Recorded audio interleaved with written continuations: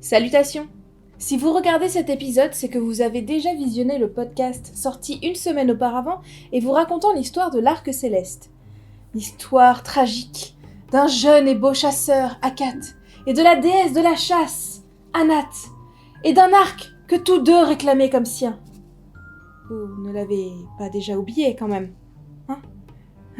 Cette histoire est une histoire cananéenne, un peuple vivant dans notre actuelle Syrie, Liban, Israël et Palestine. Mais même si la première cité où se passe notre histoire est également mentionnée 2 fois dans la littérature égyptienne et est située en Syrie du Nord, ce sont les seules informations que nous avons à son sujet, et on ne peut donc que difficilement plus localiser notre récit. Pour les personnes qui n'ont pas encore écouté cette histoire, je vous invite bien évidemment à le faire avant de vous faire spoiler. Mais dans tous les cas, ne vous en faites pas, un petit rappel des événements sera là pour vous rafraîchir la mémoire tout le long de cet épisode.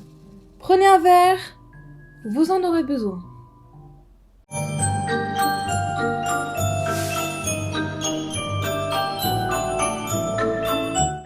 Santé! Santé! Et hop, hop, hop, et là. Oui, quand tu proposais un zombicide, je pensais pas me taper la peinture, mais le jeu en fait. Bah oui, quand même, mais on va pas jouer avec des figurines pas peintes. Tiens, en parlant de la dernière fois, à la place d'une épopée épique de Gilgamesh, ça vous dit une petite tragédie cananéenne? Ouais, j'en vis une là, donc Ouais, bah au moins il est dans le fond. Monsieur. Ok, alors c'est parti pour l'Arc Céleste. Ça commence comme un Disney, avec un bon roi, tout gentil, qui défend la veuve, l'orphelin. Par contre, il est malheureux, évidemment. Sinon, il n'est pas un Disney. Il meurt à la fin. Non, il meurt pas à la fin. Et donc du coup, il est triste parce qu'il a beau avoir une fille, il n'a pas de fils. C'est la catastrophe parce que ça veut dire que quand sa fille sera mariée, ce sera la fin de sa lignée. Donc du coup, pour avoir un fils, il décide d'aller prier les dieux. Il va donc au temple, il y enlève ses habits de roi pour mettre un simple petit habit de servant, il y fait l'office de cuisine et il y dort sur la terrasse, et il fait ça pendant 7 jours, en espérant que dans ses rêves, les dieux viennent lui apporter la bénédiction dont il a besoin. Et ça marche. Le dieu, le Père Céleste, elle, vient le voir en rêve et lui dit « Tu peux retourner voir ta femme, fais avec elle les plaisirs de l'amour, et tu auras un fils. » Le gars, ni une ni deux, tout content. Fallait pas lui dire de faux. Pas lui dire de foi. Il rentre chez lui. Tu n'auras jamais, c'est un vieux papier dans mes rêves, Mali. Il fait la samba, tout le monde est de bonne humeur, toute la maison se réjouit, etc. machin, pour Ah ouais, c'est aussi mal à sonoriser que ça. Ils ont tous participé. J'ai mal formulé. 9 mois plus tard, sa femme accouche d'un enfant. Il s'agit effectivement d'un fils. Et il l'appelle Akat. L'héritier et le personnage principal de l'histoire est né. Ce que fait notre bon roi Daniel afin d'avoir un fils est un rite très répandu, appelé incumbare par les latins, autrement dit l'incubation. Ça se passait la plupart du temps comme ça. Les personnes qui demandaient une faveur aux dieux se retiraient pour aller dormir dans un sanctuaire, et les rêves qu'ils y faisaient étaient censés leur révéler la volonté divine. Et, comme notre bon roi Daniel, les suppliants revêtaient un humble habit de pèlerin ou bien de serviteur. Ce rite était accompli pour beaucoup de choses, notamment pour demander un conseil, mais surtout pour guérir de maladies, comme la paralysie, ou même, et d'ailleurs en grande majorité, la stérilité. Après tout, notre roi ne fait-il pas ce rite parce qu'il ne parvient pas à avoir un fils ? Les exemples les plus connus sont ceux d'Andromaque d'Épire, qui se rendit au sanctuaire d'Épidore, et c'est là-bas que, je cite, « Le dieu souleva sa robe et toucha son abdomen, ce qui eut pour conséquence la naissance d'un fils. » Un autre petit exemple avec celui d'Andromède de Chios. Elle fut visitée par le dieu sous la forme d'un serpent qui reposa sur elle. Elle porta 5 fils. Il existait plus ou moins 400 temples où il était possible d'accomplir ce rite, et ce uniquement dans le bassin méditerranéen. Ce qui en fait un nombre, ma foi, somme toute honorable, afin de guérir de la stérilité et autres petits soucis de fécondité. C'était évidemment la plupart du temps des temples de divinités guérisseuses, tels que Esculape ou encore Asclépios, et on en retrouve des traces dans des formes plus ou moins proches dans de nombreuses autres régions du monde, de l'Amérique du Nord jusqu'au Japon. En fait, tout lieu sacré, sans forcément être un temple, était un lieu propice à l'incubation. Une source, une grotte, un rocher, un arbre remarquable, un puits ou même une tombe. Cela pouvait être accompli en public ou en privé, chez soi, pour recevoir les conseils de ses ancêtres. On pouvait recevoir ses bienfaits en rêve ou alors en vision éveillée. Et ce dernier point nous permet de faire le rapprochement avec la veillée des rois francs qui, durant leur sacre, veillaient auprès de la dépouille de leurs prédécesseurs. Ainsi, ce rite est apparu dans de nombreux textes et peut même être encore pratiqué de nos jours. J'en ai même retrouvé un petit tuto afin de le pratiquer chez soi que je vous mets dans la description.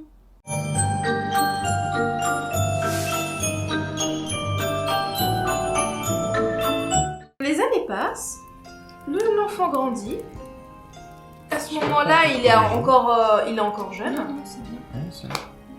Et le père, alors qu'il se prélassait dehors, voit un voyageur arriver. Et il se trouve que ce voyageur n'est pas un simple voyageur, mais un dieu. Il s'agit du dieu des artisans, Messire, adroit et rusé. Très précis, quand même. Personnage fonction. C'est ça. En plus fonction, c'était toi tu t'appelleras crafter. Lorsqu'il voit arriver Messire adroit et rusé, il Yes. sait que Messire adroit et rusé, sa forge est en Égypte. Ça fait quand même un super long voyage. Et vu qu'il voit que le dieu, il est assez épuisé, du coup il appelle sa femme, il lui dit fais cuire un agneau et on va le recevoir. Un agneau est effectivement tué, mangé, la vinasse est dégustée.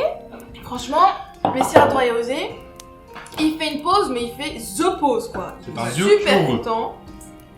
Il est tellement content que quand il décide de repartir, il oublie son arc et ses flèches. C'est le principe d'un événement déclencheur. Mais... C'est Là, un il événement est déclencheur. peut-être amené un peu violemment, mais ouais. Toujours est-il qu'il y a un arc magique chez notre roi. Quel est le premier réflexe qu'a cet monsieur quand il voit que le monsieur a oublié? Il prend l'arc, je vous mime le truc, il vise son fils pour rigoler. Heureusement pour nous, il ne se passe rien d'autre. Ça aurait quand même été Le très personnage principal, appellation 10 secondes. Et ensuite, il dit à son fils, c'est bon, tu peux le garder. Par contre, ta première cible, ta première proie, appartiendra au dieu. Par contre. Bon, Parce que, allez, cet arc qui t'a pas tué, je te le file. Voilà. Mais il lui a pas tiré dessus, il l'a visé, c'est tout. Notre fameux Messire adroit et rusé, dieu célèbre des artisans, également mentionné dans un épisode précédent. Il est ici décrit comme venant de la lointaine Égypte, et ça ne sort pas d'un chapeau. Il y a une vraie raison à cela. Le fait est qu'il est souvent associé au dieu Ptah, le dieu des artistes, des artisans et des architectes du peuple égyptien, dont la forge se trouvait à Memphis. Mais alors, me direz-vous, ou pas, pourquoi d'autres textes du même peuple cananéen le situent en Crète?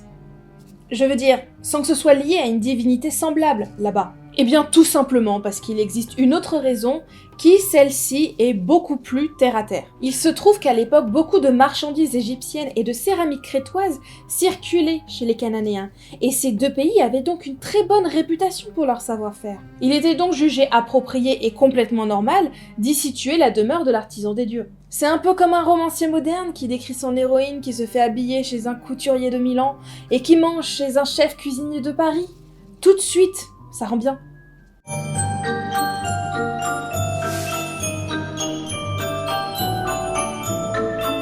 Il grandit et il vit en tant que prince charmant, beau, jeune, donc l'archétype du prince charmant. Je vous dis, c'est un Disney le début. Et son brushing un peu. Et alors qu'il était à la chasse, se dresse devant lui sur sa route une magnifique jeune fille. Elle se présente à lui comme étant la déesse Anat, déesse de la chasse et de la guerre. Les vœux sont tus. Non, elle veut son arc et ses flèches. J'avais Mais juste demandé c'était sa pas flèche, l'arc alors que- de bon et rusé? Messire adroit et rusé, c'est le dieu des artisans, mais surtout l'artisan des dieux. Et l'arc et les flèches qu'il avait avec Il a lui, oublié comme un boulet, c'était une livraison en fait. c'est ça, c'était une livraison, c'était pour Anat. À cette époque, vivre simplement de l'artisanat, ça fonctionne pas, faut aussi travailler pour Jeff Bezos. C'est ça. Mais le fait est que notre petit prince charmant, il la croit pas. Pour lui, ça reste une jeune fille, donc il la regarde en mode jeune fille. Ça ne marche pas avec moi, voyons. Je suis plus intelligent. Et je suis tellement beau. Il meurt dans combien de temps, lui, déjà? Face à la réplique de l'autre, elle est en mode ah, oh il est mignon. Ah il est mignon parce qu'il me résiste. Ah j'aime bien. Alors du coup on va s'amuser. Alors du coup elle le laisse là pour un moment et elle va monter une petite ruse pour pouvoir aller chercher, pouvoir récupérer son arc, mais en lui donnant une petite leçon. Son petit plan demande à ce qu'elle attire notre ami Akat dans un endroit un peu C'est plus bien pour les enfants éloigné du de socle. chez lui. Et lui, il se méfie pas du tout, il y va. Et pendant qu'il y va, elle va dans le village qui est juste à côté de là où elle l'a envoyé. Et elle part à la recherche d'un homme de main. Un homme de main qui a l'habitude d'être payé pour faire les basses besognes des autres. Et quand elle lui explique son problème, il lui propose un plan. Le plan que lui propose Messire Yatpan, c'est quand monsieur aura fini de faire sa chasse et son gibier, il va faire une pause, commencer à faire cuire sa viande, et ça va attirer un millier de vautours. Il en profitera du coup pour se glisser sournoisement dans son dos, et il le tuera. Alors quand il dit ça, il y a Anat, elle est en mode non mais c'est peut-être un peu trop quand même, parce que je veux juste récupérer mon arc.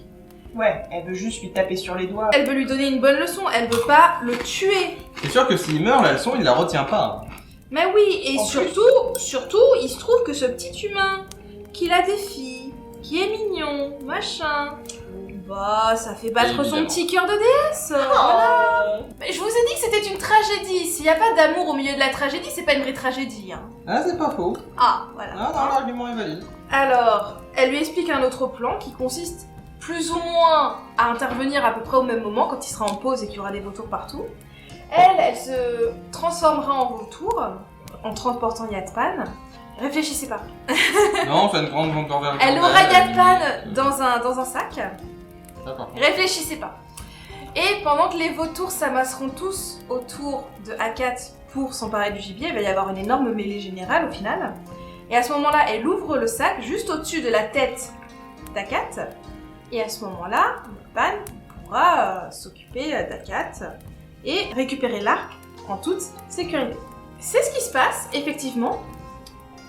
Sauf que Yatpan, il n'a pas compris s'occuper. Oh, oh. Il l'a buté. Ouais. Il s'en est occupé. Genre la fille, elle lui dit non, on va pas le tuer, on va s'en occuper. Et le mec, en fait, il est ah ouais. C'est ça. Est-ce qu'il a l'audace de réclamer son paiement?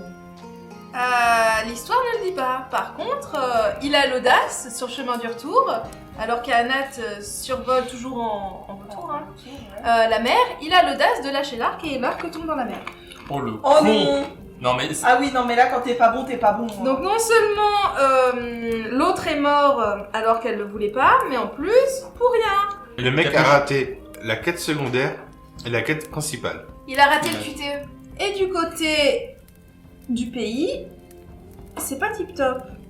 Parce qu'il y a une loi céleste qui dit que quand un innocent se fait tuer, la terre sur laquelle son sang est versé devient stérile.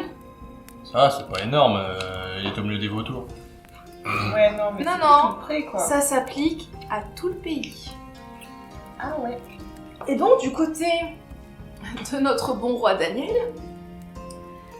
Alors, déjà, il se retourne une semaine dans son temps.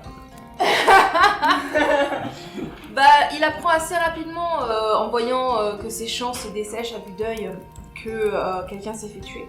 Et quand il va voir de plus près, il se rend compte qu'en fait c'est son fils. Du coup, son fils est actuellement en train de se faire dévorer par des vautours. Sauf que comment tu fais pour donner sépulture à l'entièreté du corps de ton fils quand la moitié se retrouve dans l'estomac d'un vautour? T'enterres les vautours. Bah, il prie les dieux. Et Les dieux sont en mode. Non, les T'en dieux... as pas. Oh, c'est pas Anat qui va répondre, hein, c'est un autre dieu. Alors, tu répondre, ça aurait été drôle. Veuillez laisser un message. C'est Baal, le dieu de la pluie et des vents, qui répond. Et il crée d'énormes vents violents qui font réatterrir les vautours, mais genre ça leur brise les ailes. Ça marche et il arrive à donner une sépulture à son fils. Et donc, après ça, notre roi Daniel part en chasse du meurtrier. Malheureusement, il n'arrive pas à le trouver. Du coup, tout ce qui lui reste à faire, c'est déclarer 7 ans de deuil. Et pendant 7 ans, tout le monde pleure la mort du prince Akat. Et en même temps, subit un peu la sécheresse. C'est assez la merde. Ils peuvent y aller avec leurs larmes. Ouais, c'est un peu dark quand même. Et c'est là qu'on arrive au moment le plus tragique de notre histoire, la mort du jeune prince, à cause d'une stupidité de quiproquo. J'adore cette histoire, bon sang. Et le fait que cela déclenche 7 années de sécheresse n'est pas là que pour accentuer l'effet dramatique. L'idée qu'un sang innocent rende stérile la terre où il est versé tant qu'il n'est pas vengé est une idée très répandue. Dans le récit grec Oedipe roi de Sophocle, vous savez, le texte qu'on vous force à étudier au lycée, avec Antigone. C'est toujours étudié d'ailleurs. Bref, au début, la ville de Thèbes est ravagée par la peste, tuant son bétail, affamant la population, et le dieu Apollon menaçait d'envoyer encore plus de fléaux tant que le meurtrier de l'ancien roi Laios n'était pas puni. Et c'est en cherchant l'assassin qu'Oedipe réalisera qu'il s'agit en réalité de lui, et que l'homme qui l'avait tué était son véritable père, une vérité qu'il n'aurait jamais apprise sinon. Et cette notion est également présente dans de nombreux passages bibliques. Je cite « Désormais, tu seras maudit, banni de la terre qui a ouvert sa bouche pour boire de ta main le sang de ton frère. Quand tu la cultiveras, elle ne te donnera plus sa richesse. Vous ne souillerez point le pays où vous êtes, car le sang souille le pays. Le sang versé ne pourra être expié que par le sang de celui qui l'aura répandu. Dieu vengera le sang de ses serviteurs, il tirera vengeance de ses ennemis et fera l'expiation pour le sol de son peuple. »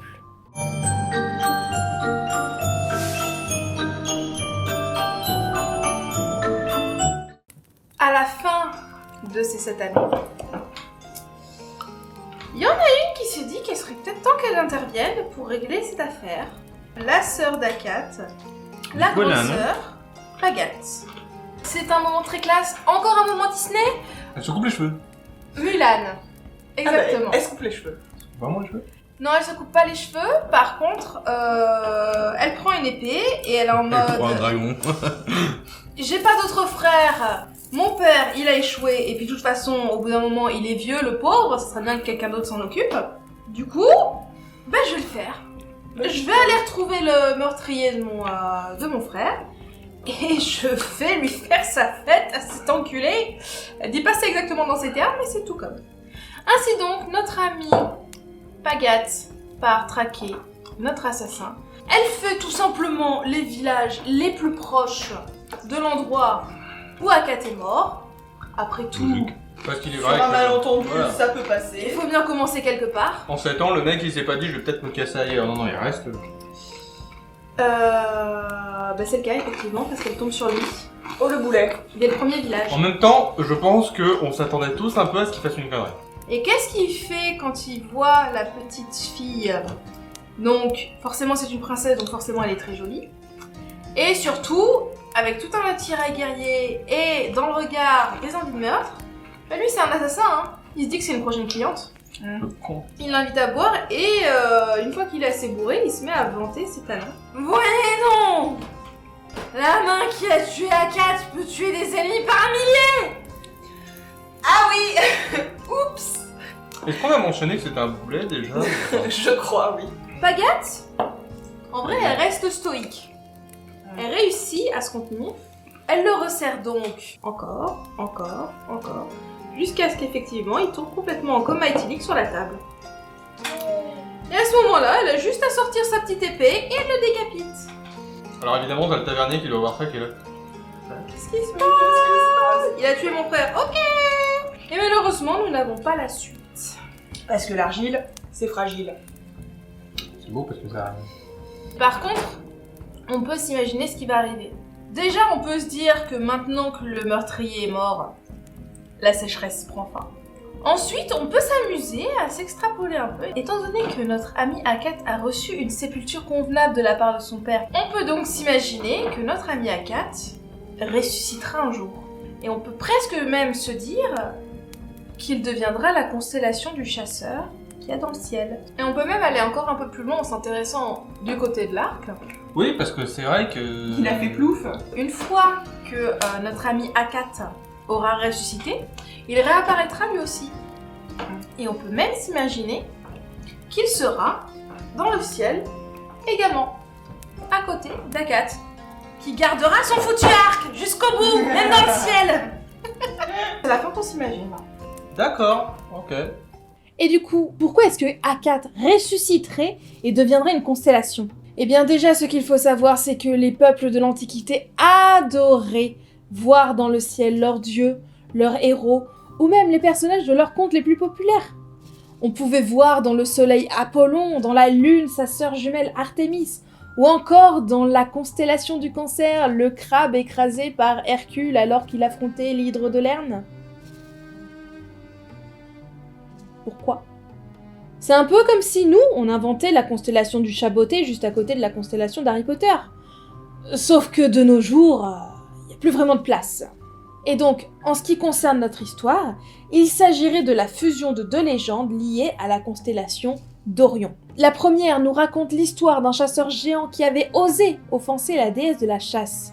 Elle l'aurait alors puni, soit en le poursuivant avec ses chiens, la version la plus populaire, soit en l'enchaînant au ciel, soit en le faisant piquer par un scorpion. Et en effet, la constellation d'Orion est juste à côté de la constellation du chien. Elle est également enchaînée au ciel avec une ceinture d'étoiles brillantes, et après avoir disparu du ciel, elle est immédiatement suivie, voire poursuivie, par la constellation du Scorpion.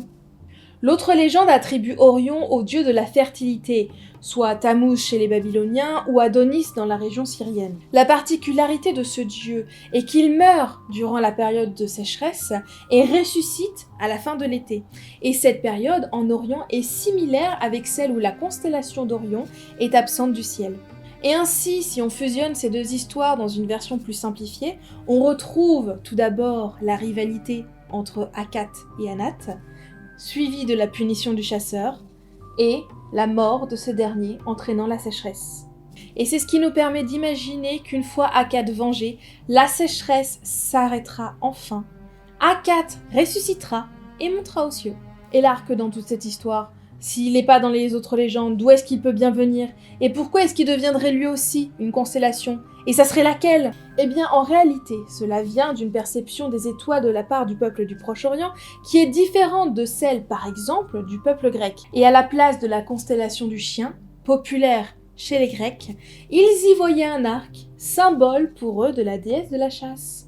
Et cela se retrouve dans notre récit, car lorsque Akat meurt et que sa constellation disparaît, l'arc tombe dans la mer, et sa constellation disparaît également, tombant en dessous de l'horizon. Et c'est pour ça qu'une fois notre héros ressuscité, l'arc céleste réapparaîtra à ses côtés.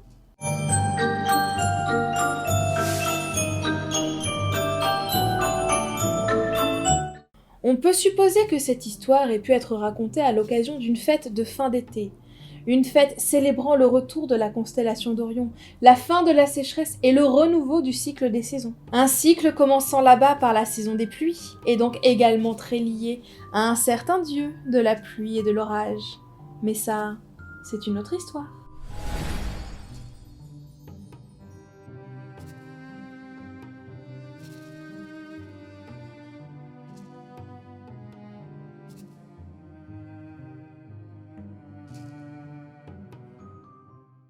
Spécialiste, hein. Dans le secouage, c'est très impressionnant. Hein. Sacré coup de main. Il est soufflé. Sacré petit coup de poignet. Sacré coup de poignet, hein. Je sens célibataire, hein. Je demande à ce que cette partie soit coupée au montage. Bah, elle incarne un esprit plutôt guerrier. C'est pas la déesse de la diplomatie, on va dire. Le Vas-y, fait je est te fasse-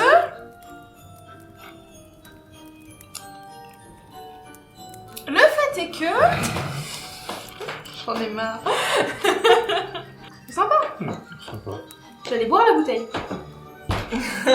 On va arrêter de faire ça. Oui, surtout qu'en plus, mon verre est plein. Oui, en plus mon verre est plein. Ça n'a aucun sens. Je te dis. Pomme. Comme... Voilà. Pam, pam. Pom, pom, pom, pom, pom, pom. On dit bague. Un bague. Bon, moi, je trouve que ça fait là. Celle-là. Bah ouais. Qu'est-ce que c'est que ça? C'est pas dans Zombicide ça, par contre. Non, clairement pas. Mais attends, donne-moi ça, C'est calamite. Bah oui, on en a C'est besoin pour la Dark prochaine Souls. fois. Ah oui, depuis c'est tout ça, à l'heure, c'est tu parles ça, pas de c'est moi. ça. Bah, on va quand même pas jouer à Dark Souls avec les figurines papantes. Mais calamite, c'est la mort du fun. Ça montre. On va tous crever. T'es en Ouais. train de me dire que c'est notre prochain boss? Mais ouais, c'est ça. Merci d'avoir regardé cette vidéo. N'hésitez pas à me dire ce que vous en pensez dans les commentaires, cela m'aide toujours à améliorer ce format. Abonnez-vous également si ce n'est pas déjà fait, cela me motivera d'autant plus pour les prochaines vidéos. Merci également à tous ceux m'ayant prêté leur voix dans ce conte. Si incarner les personnages de mon prochain récit vous intéresse, vous pouvez rejoindre mon Discord. Sur ce, je vous dis à bientôt pour une prochaine histoire.